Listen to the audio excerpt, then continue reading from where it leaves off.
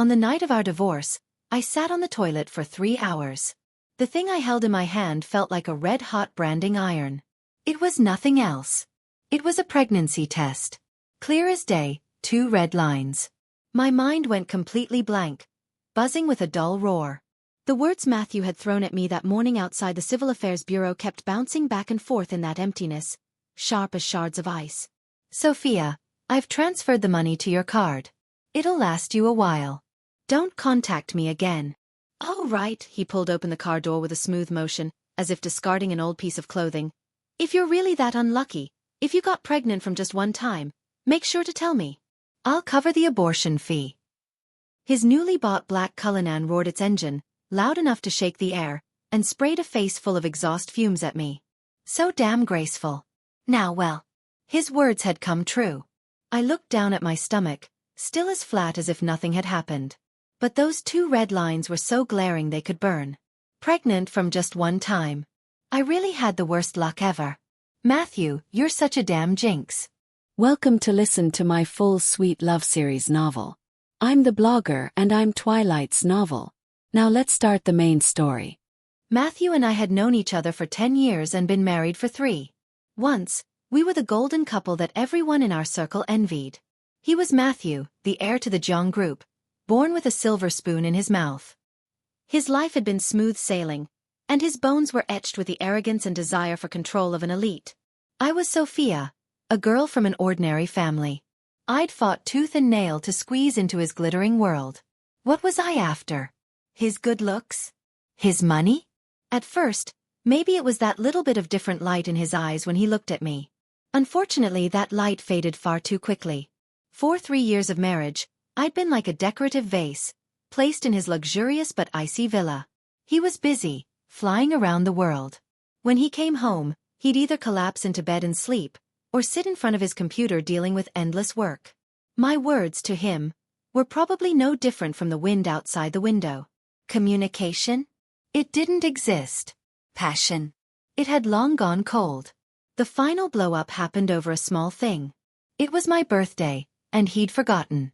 I waited until midnight, until he came back reeking of alcohol and a strange woman's perfume. I asked him, Matthew, do you remember what day it is today? He was loosening his tie, not even lifting his eyelids. What date is it? Did the contract get signed? Tell the legal department tomorrow too. I picked up the cake I'd made by hand, already cold, and smashed it hard at his feet. Cream stained his shiny leather shoes. Finally, he looked up at me. His eyes filled only with the annoyance of being disturbed. Sophia, have you had enough of your tantrums? No, I haven't. My voice was shaking violently. 3 years of pent-up grievances and disappointment gushed out like a flood that had burst its banks. Matthew, I can't go on living like this. Let's get a divorce. He stared at me, his eyes as cold as an ice cave. Fine. Divorce it is. Don't regret it. Whoever regrets it is a coward. I yelled back.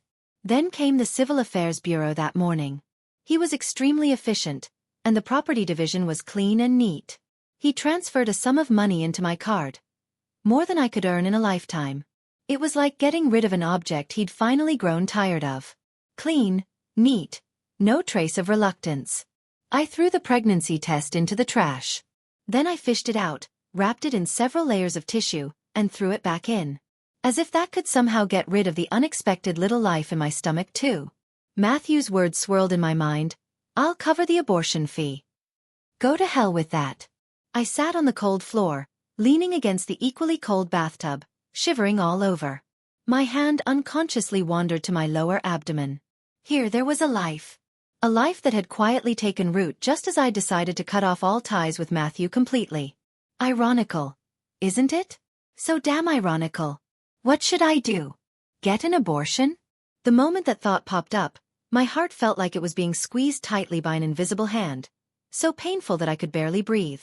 That's my child. It has nothing to do with Matthew. It's my child. But having it? Being a single mother? I could picture my mother's worried face, the way my relatives would point and whisper behind my back, and Matthew's cold face, maybe even with a hint of mockery, thinking, see? I told you she couldn't survive without me. Using the child as a bargaining chip? No. I stood up suddenly, my head spinning. I clung to the sink and looked at the woman in the mirror. Pale face, dark circles under her eyes. Sophia, you have to hold on. The next day, I went to the hospital. Not for an abortion, but for a confirmation check.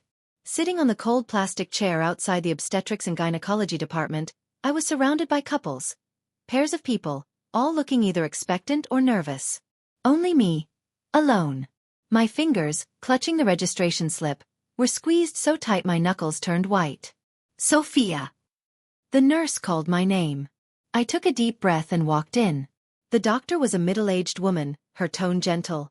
First pregnancy? Yes. My throat felt dry. Are you married? Just got divorced. My voice was so low it was almost inaudible. The doctor looked up at me, a brief flicker of surprise in her eyes. Then she returned to her professional calm. Oh, then, does the baby's father know? I shook my head, my nails digging into the palm of my hand. He doesn't know. And I don't plan on telling him. The doctor didn't ask any more questions. She wrote out a form. First, go get a blood test and an ultrasound.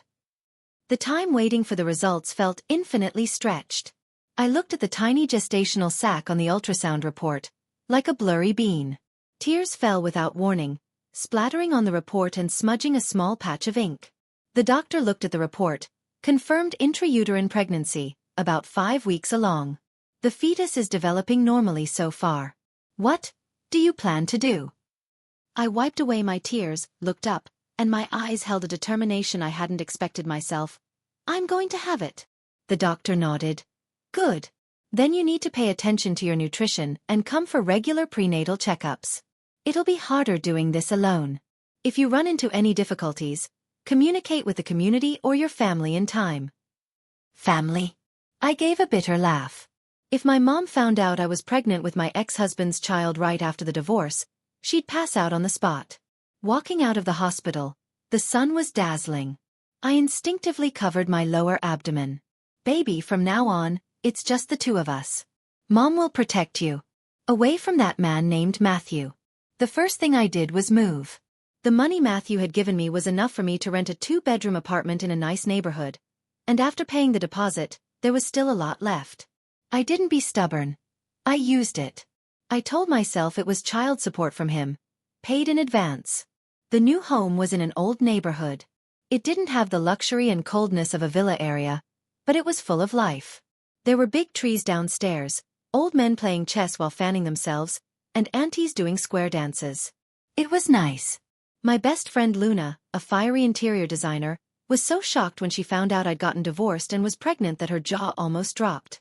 Damn it, Sophia. Your life is straight out of a drama. Divorced and pregnant, running away with the baby? It's like a novel come to life. While cursing Matthew for being a scumbag, she rolled up her sleeves to help me pack my things, contact a moving company, and decorate the new house. This sofa is no good. It's too hard. Pregnant women need soft seats. This light is too dim. It's bad for your eyes. Replace it. We need to install a water purifier in the kitchen. You're carrying 2 people now, you're precious. She fussed over me like a worried mom, turning my little home into a warm, comfortable place. Luna, thank you. I watched her, sweat dripping from her forehead, my nose stinging. Thank me for what? She gave me a glare and handed me a cup of warm milk. What are we to each other? From now on, I'm the baby's godmother. That bastard Matthew. Let him regret it. When Matthew's name was mentioned, my heart still ached a little. But more than that, there was a numb calmness. He was probably drowning in some gentle haven right now, having long forgotten all about me. That was fine. The morning sickness hit hard and fast. I threw up until I felt dizzy, and the slightest whiff of greasy food made me nauseous. I lost weight quickly, my face turning sallow. I quit my job too. My previous glamorous job as a general manager's assistant had been arranged by Matthew. After the divorce, I obviously couldn't stay there anymore. Besides, I couldn't handle the high-intensity work along with the morning sickness. Living off my savings and that breakup money from Matthew, life was still manageable. I tried my best to keep myself busy. Reading books, listening to prenatal music, walking around the neighborhood, learning to cook pregnancy-friendly meals from videos. trying not to think about the past, not to think about Matthew. His number had long been blocked on my phone. WeChat. He'd deleted me the day we got divorced. Clean and neat, just like his usual style. Life was like a calm lake. No ripples. Until my belly grew bigger day by day. Impossible to hide. When I was 5 months pregnant, I went to the supermarket to buy groceries. Pushing the shopping cart, I was picking out fruits in the fresh produce section. My belly was already noticeably rounded. Even in a loose maternity dress, it was obvious. I was bending over, carefully checking if a box of strawberries was fresh. A shadow fell over me, carrying a familiar, overwhelming aura. My body froze instantly. It felt like my blood had coagulated at that moment. Slowly, with great difficulty, I straightened up. My heart was pounding wildly in my chest, almost about to burst through my ribs. A few meters away, Matthew was standing there. Not alone. Next to him stood a young, beautiful girl, wearing the latest Chanel suit. She was affectionately clinging to his arm, pointing at the imported steaks in the freezer and talking to him with a sweet smile. Matthew was pushing a shopping cart, his face turned slightly as if he was listening to the girl. There was a hint of a smile on his lips, one that was gentle, a kind I hadn't seen in a long time. That scene was like a red-hot needle, stabbing fiercely into my eyes. It hurt so much that my vision blurred. He wasn't alone. He'd already moved on to someone new. There had always been women around him, flocking like moths to a flame. But before, he'd probably still cared a little about his married status, so he hadn't been so blatant. Now he was free. Free to walk around the supermarket with his new lover openly, enjoying life. And me? Pregnant with a big belly, like a joke. Overwhelming shame and embarrassment flooded me instantly. My hands and feet turned cold, my fingertips trembling. Almost instinctively, I spun around, grabbed the shopping cart, and tried to escape this place. It was too humiliating. I didn't want him to see me like this. Didn't want him to know about the baby. Even less did I want to look like a poor loser in front of him and his new lover. Sophia. A cold voice, with a hint of barely noticeable shock and disbelief, came from behind me. It was like a thunderclap, striking my stiff back. He'd recognized me. My steps froze, as if nailed to the spot. My fingers, gripping the shopping cart handle, turned white from the force. I couldn't run away. Taking a deep breath, I slowly turned around, forcing myself to look up and meet his gaze. The gentle smile on Matthew's face had long disappeared. In its place was an extremely complicated expression. Shock, astonishment, doubt, and a dark storm that I couldn't understand, sweeping over him in an instant.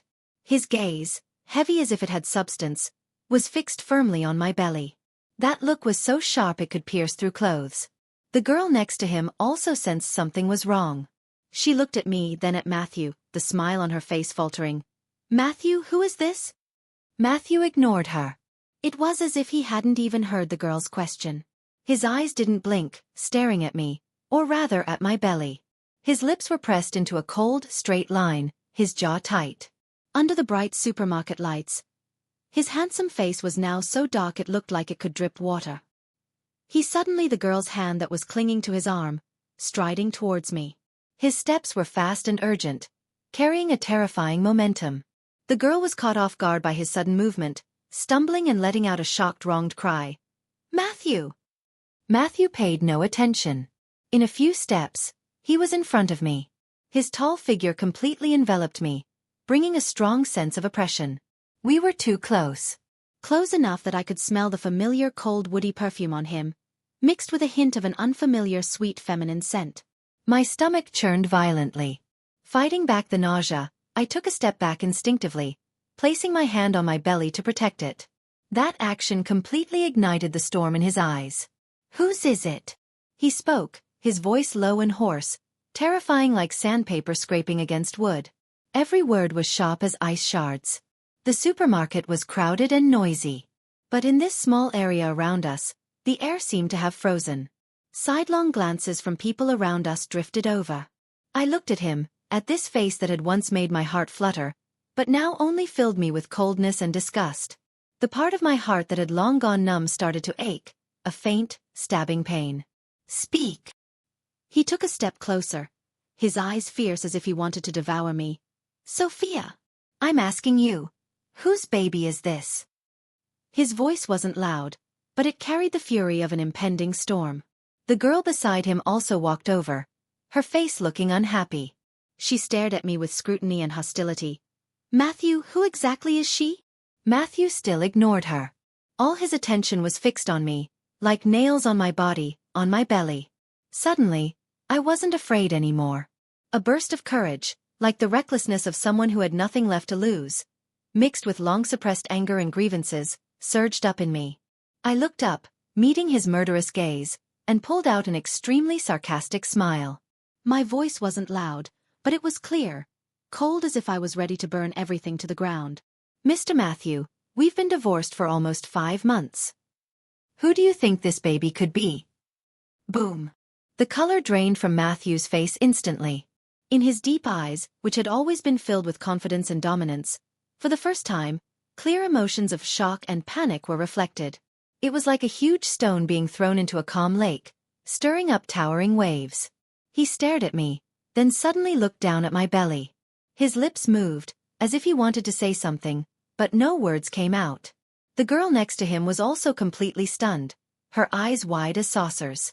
She looked at me, then at Matthew, as if she'd been struck by lightning. The hustle and bustle of the supermarket seemed to be muted. Only the deathly silence and silent tension between the three of us remained. A few seconds felt as long as a century. Matthew's Adam's apple rolled violently. It was as if he'd used all his strength to squeeze out a few words through his teeth. When did this happen?" Looking at his dazed, lost expression, a twisted sense of satisfaction welled up in my heart. "The night we got divorced." My tone was as flat as if I was talking about someone else's business. "I just found out then." His body swayed slightly, almost imperceptibly. His face was as white as a ghost. "So." His voice was hoarse, trembling as if it was about to break. "So that day, you already knew?" "Yes." I nodded, the sarcasm on my lips growing stronger. "But don't worry, Mr. Matthew. I never planned to use the baby to tie you down. The money you gave me is enough for the two of us to live on. The abortion fee," I deliberately paused, watching clearly as his pupils contracted sharply. "I saved it." "Sophia!" he roared, his eyes turning red instantly. He reached out suddenly, trying to grab my arm. I reacted quickly, stepping back and protecting my belly, snapping sharply, "Don't touch me!"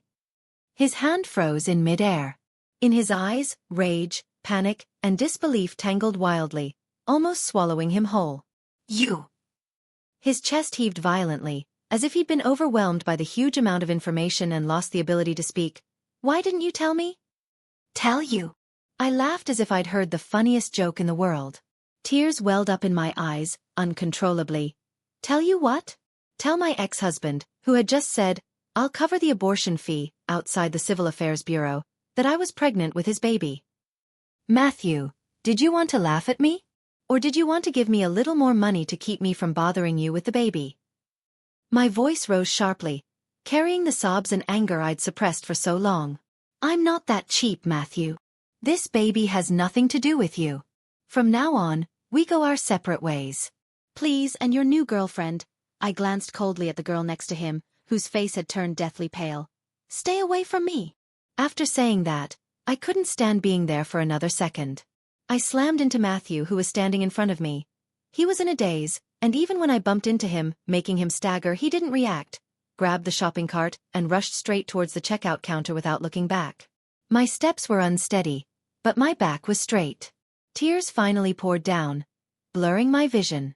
But I bit my lip hard, not letting myself look back even once.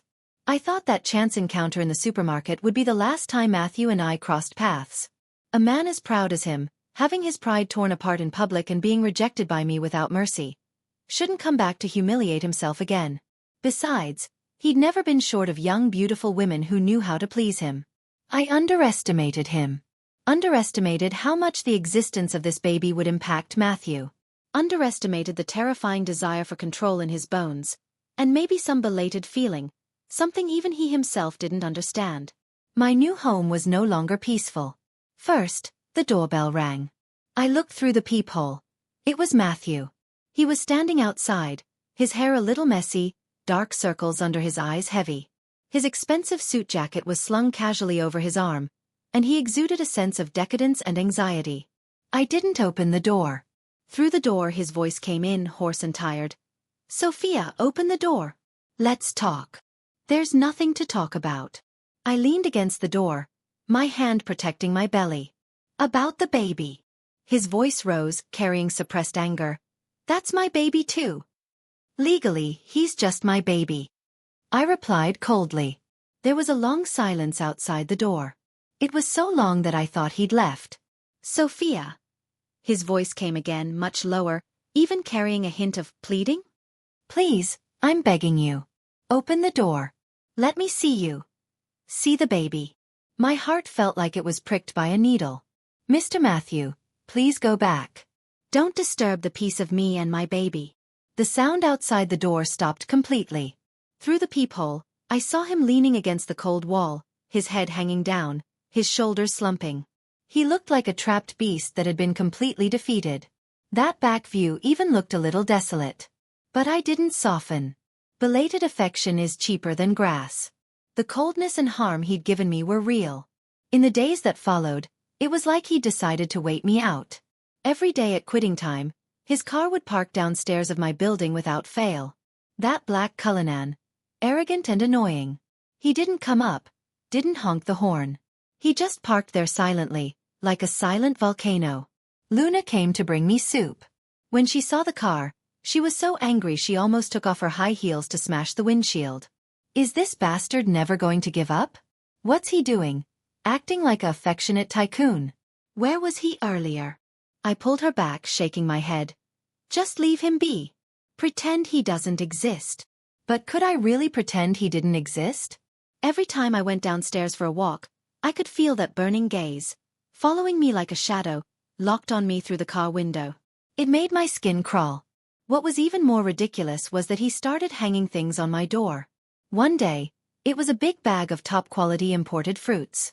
The next day, it was all kinds of expensive prenatal vitamins and supplements. The day after that, there was even a beautifully wrapped velvet box. Inside was a diamond necklace that was obviously valuable. Luna clicked her tongue in amazement. "Tiske, Matthew is really spending a lot of money, huh? Trying to bomb you with gifts." Looking at those things, I only felt irony. Before, on my birthday, he couldn't even be bothered to buy me a cake. Now he was being generous. I asked Luna to throw all the things back next to his car, untouched. Not a single one left. His car still came every day. But the pile of things next to the car grew bigger and bigger. Like a silent, ridiculous little mountain. Until that night. I was half asleep when I was woken up by a faint, muffled knocking sound. Not the doorbell. It was the sound of fists hitting the door. Bang! Bang! Bang! In the quiet night, it was extremely clear, even a little eerie. My heart skipped a beat. I sat up suddenly. "Who is it?" I asked warily, reaching for my phone on the bedside table. "It's me." Matthew's voice came from outside, so hoarse it was unrecognizable, carrying a strong smell of alcohol. He'd been drinking. "Sophia, open the door." He slurred, his fists still hitting the door one after another. "I know you're awake. Open up." I tensed up, protecting my belly, not daring to open the door. "Matthew, you're drunk. Go back." I shouted through the door. "I'm not going back." He roared, his voice carrying a desperate despair. "Open the door. Let me see the baby. Let me see if he's moving." Huh. His voice lowered, carrying a humble plea. "Sophia, I was wrong. I really was wrong. I shouldn't have treated you like that. I shouldn't have said those terrible things. Open the door. Let me see. Just one look. Okay?" From outside the door, I heard the sound of his body sliding to the ground, and the muffled sound of sobbing like a whimper. "That's my baby, mine." My heart felt like it was being squeezed by a cold hand. Matthew, who was always so high and mighty, looking down on everyone till this moment, he was like a homeless drunkard, sitting on the cold ground outside my door, humbly begging for a look at my belly. It was utterly absurd. I leaned against the door panel and slowly slid down to the floor. Outside the door, there were his drunken words and sobs. inside the door. There were my silent tears and the restless kicks of the baby in my belly. I didn't sleep all night. After that drunken incident, Matthew laid low for a few days. Probably because he felt ashamed, I breathed a sigh of relief, thinking he'd finally given up. During the third trimester, my body grew heavier and heavier. I could barely move, and my sleep was terrible. That afternoon, the sun was nice. Luna accompanied me to the hospital for the final major anomaly scan. The checkup went smoothly, the baby was developing well, and the doctor even secretly told us it was a lively little boy. Luna and I held the ultrasound report, staring at the clear outline of the little one on it, crying and laughing at the same time. As soon as we walked out of the consulting room, we bumped into someone head-on. Matthew. He seemed to have rushed over in a hurry. His breath was still uneven, and there was a thin layer of sweat on his forehead.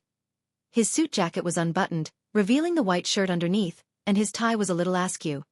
His gaze fell, first of all, on the clear ultrasound report in my hand, and in an instant, his eyes became extremely complicated. There was longing, excitement, caution, and a hint of fear. Like the unease one feels when approaching their hometown after a long absence.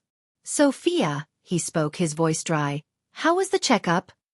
I ignored him, grabbed Luna's hand, and walked away. He chased after us in a few steps and blocked my path. "Get out of the way." My face was cold. He didn't move. His gaze clung to my swollen belly almost greedily, then he looked eagerly at the report in my hand. "Let me see it, please?" His tone was filled with an unprecedented humility. Luna couldn't stand it anymore. She stepped in front of me. "Matthew, are you never going to stop? Sophia doesn't want to see you. This child has nothing to do with you either." "It does." Matthew suddenly turned to Luna. His eyes shot for a split second. Then he looked back at me, his tone softening, carrying a desperate plea. "Sophia, just one last time. Give me 5 minutes. Let's talk. Just 5 minutes." His gaze was too persistent, so persistent it was terrifying. The hospital corridor was crowded with people. I didn't want to make a scene here. "Fine." I took a deep breath. 5 minutes. "Luna, wait for me a bit." Luna shot Matthew a distrustful glare, then walked to a nearby spot to wait. Matthew and I walked to the relatively quiet stairwell. He immediately pulled a document out of his suit's inner pocket and handed it to me.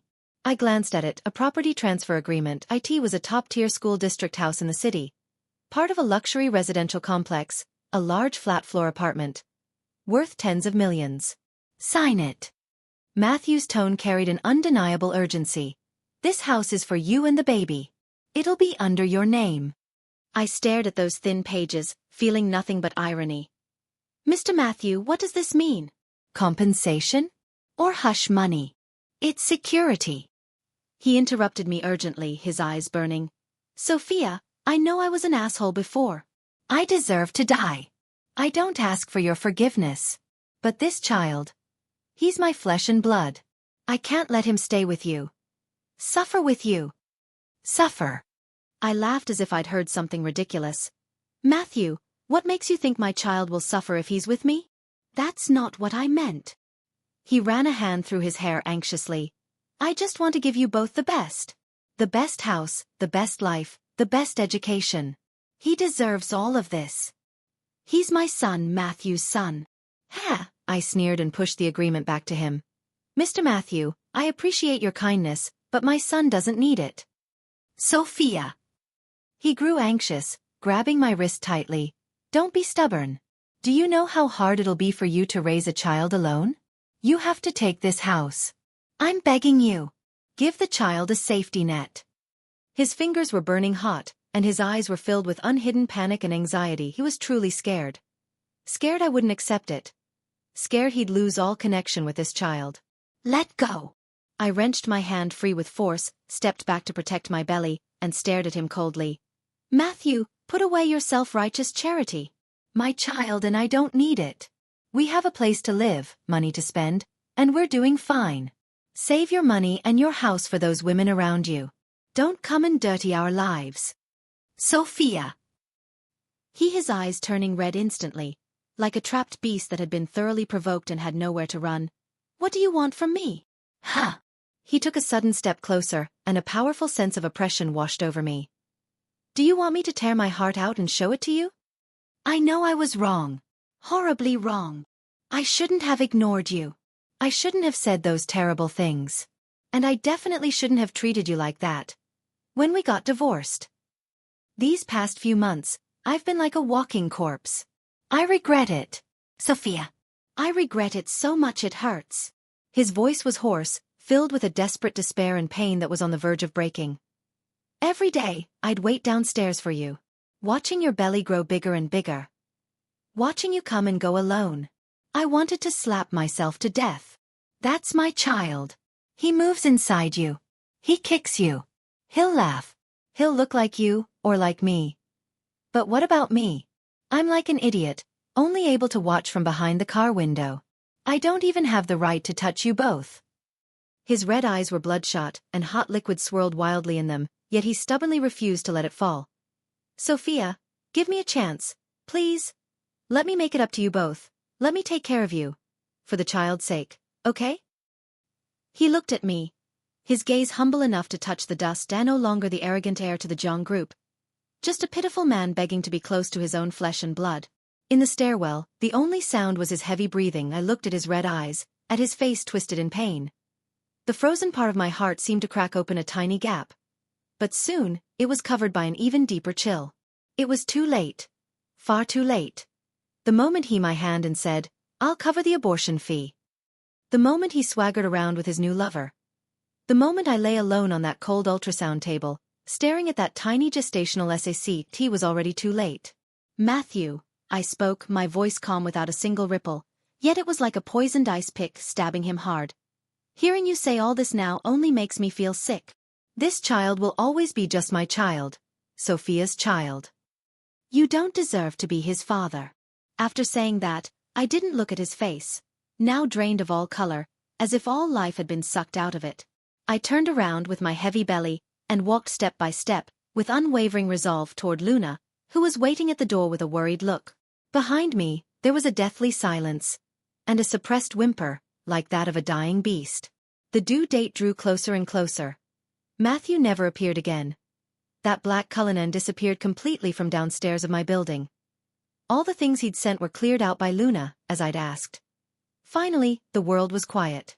Only occasionally, when I woke up from the baby's kicks late at night, staring at the dark night outside the window, a tiny fleeting sense of emptiness would brush past a corner of my heart, a feeling I didn't even want to examine closely. Luna took time off work in advance and moved into my place to take care of me. Don't worry. With Godmother here, I'll make sure you two are safe and sound. She patted her chest and promised. I laughed at her. You're more nervous than I am. Of course. This is my godson. She touched my belly, her face full of anticipation. Little guy, hurry up and come out. Godmother bought you so many pretty little clothes. 3 days before the due date in the early morning I woke up to intense regular contractions. Luna, I shook my best friend, who was sleeping like a log beside me. I think I'm going into labor. Luna jolted upright, fully awake in an instant. Damn it! Labor? Don't panic. Don't panic. I'll get the hospital bag. The car keys. Let's go. Let's go. She was flustered, but her movements were surprisingly quick. The contractions grew more frequent, crashing over me like waves. I bit my lip, sweat dripping from my forehead, as Luna helped me downstairs. We'd just reached the entrance of the building. The blinding car light suddenly shone over. The black Cullinan, like a lurking beast, sat quietly in the night. The car door opened. Matthew practically rushed out. He was wearing a crumpled shirt, his hair messy, his face unshaven, his eyes bloodshot. He looked utterly haggard. He ran over to us in a few steps. When he saw how much pain I was in, his face turned deathly pale. Sophia, how are you? His voice was trembling violently. He reached out to help me, but froze mid-air, as if afraid of hurting me. Get lost. Luna, like a hen protecting her chicks, swatted his hand away. We don't need your fake kindness. Matthew ignored Luna's hostility. His gaze was fixed firmly on my face, twisted in pain, and the panic in his eyes was almost overflowing. The car! Get in my car! Hurry! He rambled, turning around suddenly to open the car door. I'll take you to the hospital. The nearest one. A contraction hit, and my vision blurred from the pain. I couldn't speak. Luna hesitated for a second. She looked at Matthew's car, obviously more spacious and comfortable, then at my pale face. "Quick! Help her in." Matthew's voice cracked from urgency. Luna gritted her teeth, no longer hesitating. She helped me into the back seat quickly. Matthew practically jumped into the driver's seat. He stepped on the gas, and the car shot forward like an arrow. The roads were empty in the middle of the night. Matthew drove the Cullinan as if it were going to fly. He gripped the steering wheel tightly, his knuckles white, the veins on the back of his hands bulging. Through the rear-view mirror, I could see his jawline, tight to the point of breaking, and the sweat dripping from his forehead. "Sophia, don't be scared. Hold on," he kept overtaking madly while rambling reassurances. His voice was shaking so hard it sounded like he was comforting himself more than me. "We'll be there soon. Almost there. You'll be okay. The baby will be okay too." A red light, he slammed on the brakes. The huge inertia sent Luna and me lurching forward. "Matthew, can you even drive?" Luna cursed loudly. Matthew didn't look back. He just stared fixedly at the red light countdown, then punched the steering wheel hard, making a dull thud. "Damn it!" He was like an anxious, enraged lion.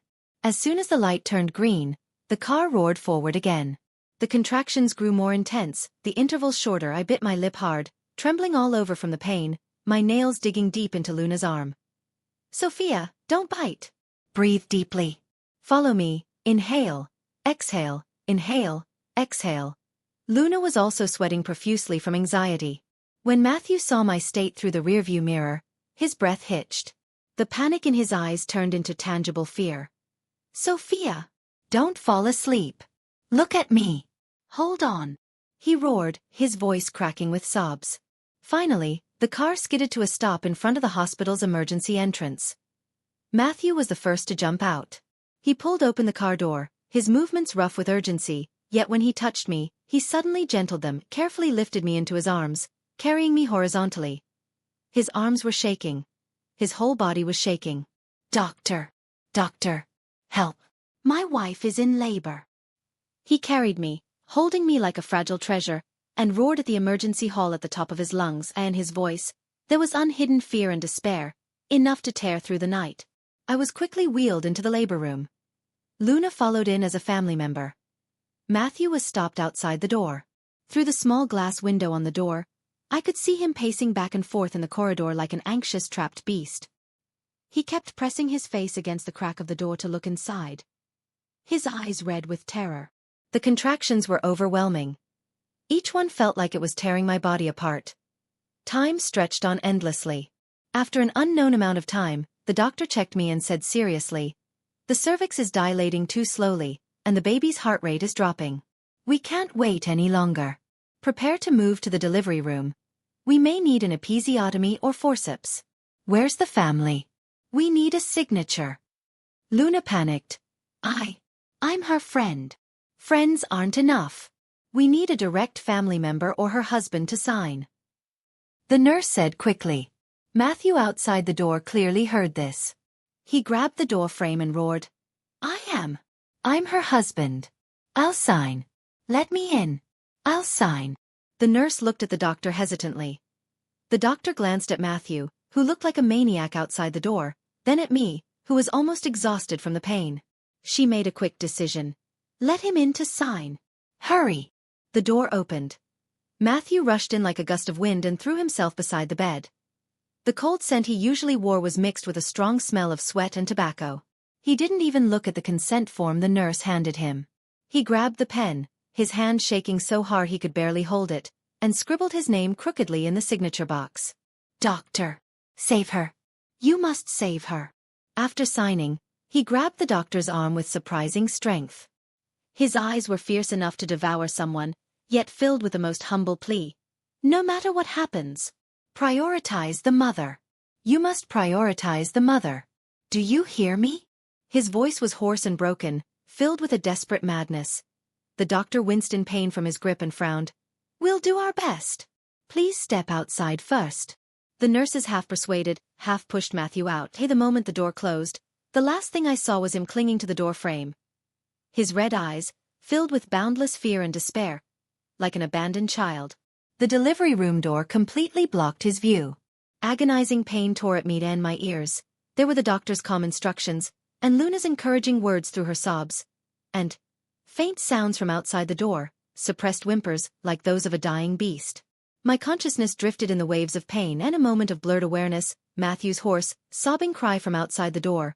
"Prioritize the mother," cut through the layers of painful fog like a faint yet stubborn light, piercing straight into the deepest frozen part of my heart. The ice layer seemed to crack open a huge gap. Something hot surged out, mixing with sweat and tears, breaking through all barriers. It wasn't love, it wasn't forgiveness, it was, at the edge of life and death, after stripping away all pride, calculations and coldness, a man's most primitive instinctive fear and despair, condensed into that one cry: prioritize the mother. The moment the baby was pulled out, a loud cry cut through the heavy air of the delivery room. "It's a boy. 17 and 2 young. He's very healthy." The nurse's voice was filled with joy. I collapsed exhausted on the delivery table, not even having the strength to move a finger. Luna cried tears of joy and held my hand. "Sophia, did you hear that? Your son. His cry is so loud." I managed a weak smile. Outside the door, the suppressed whimpering seemed to pause for a second.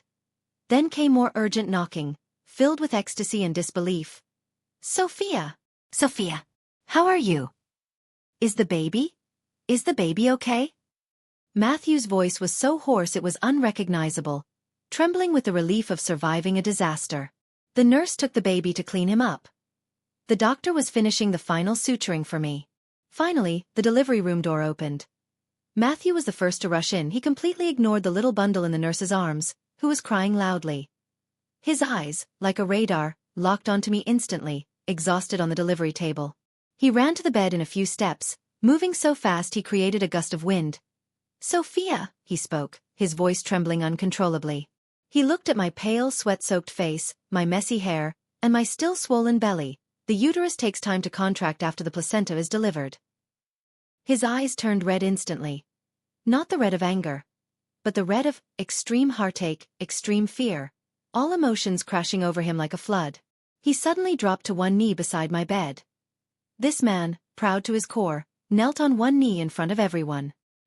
He lifted his hand tremblingly, wanting to touch my face, yet froze mid-air as if afraid of hurting me, and in the end, he just gently, carefully, held the cold hand of mine that was resting on the bed. His palm was burning hot, damp with sweat, and still shaking violently. "Does it hurt?" he asked, his voice choking. Tears fell without warning, landing on the back of my hand. Surprisingly hot. He cried like a child who'd been lost for a long time and finally found his way home. No dignity left, his shoulders shaking violently. "I'm sorry. I'm so sorry, Sophia. I made you suffer so much. I'm the asshole. I deserve to die." He rambled incoherently, just clinging tightly to my hand, as if it were his only lifeline. Over and over, he repeated, "I'm sorry," and "Does it hurt?" The nurse walked over holding the cleaned, swaddled baby. She smiled and tried to hand him the baby. "Mr. Matthew, look at your son. He's so cute." Matthew seemed to just realize the baby existed. He turned his head suddenly, looking at the swaddle, and his eyes, an indescribable, almost sacred light burst forth. Ecstasy, excitement, awe, caution. He stretched out his other hand tremblingly, wanting to touch the baby's little face. But just as he was about to make contact, he suddenly pulled back. He looked at the baby, then at me. Tears streamed down his face even harder. He lowered his head, pressing his forehead gently against our clasped hands.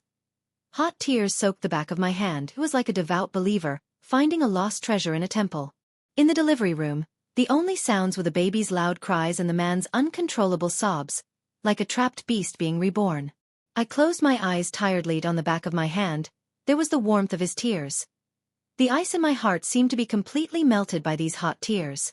It wasn't forgiveness, it was letting go. For this little life who had just arrived, crying loudly. For that instinctive cry of, "Prioritize the mother," he'd shouted at the critical moment of life and death. And for this moment, him kneeling beside my bed, holding my hand, crying like a child. All that hatred, all that resentment, all that regret, this moment, they all seemed to matter less. There was still a long way to go. Life always moves forward.